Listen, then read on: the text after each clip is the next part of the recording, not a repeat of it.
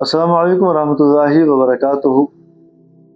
اگر کوئی شخص مقروض ہو، قرضے کی خلاصی کا انتظام نہ ہو رہا ہو، یا بعض اوقات آمدنی اتنی مختصر ہوتی ہے، اتنی کم ہوتی ہے، گھر کا نظام بڑی مشکل سے چل رہا ہوتا ہے، بارہا کوشش کے باوجود بھی قرضے کی خلاصی کا انتظام نہیں ہو پاتا، اور جس شخص کا قرضہ دینا ہے وہ بہت زیادہ تنگ کر رہا ہو، تو میں آپ کو ایک مختصر سا عمل عرض کرتا ہوں۔ آپ یکسوئی سے، پابندی سے یہ عمل کیجئے، اللہ رب العزت بہت جلد قرضے کی خلاصی کا انتظام فرما دیں گے۔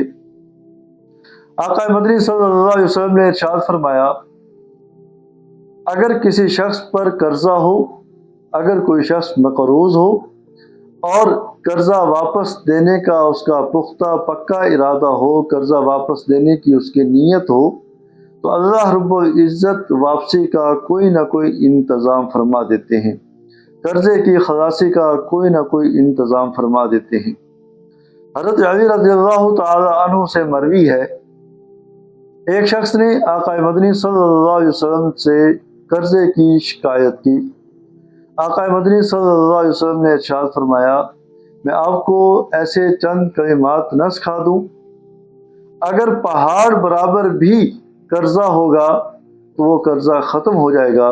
پھر آقا مدنی صلی اللہ علیہ وسلم نے یہ چند کلمات سکھائے، اللہم اکفنی بحلالک عن حرامک، اللہم اکفنی بحلالک عن حرامک واغننی بفضلک عمن سواک۔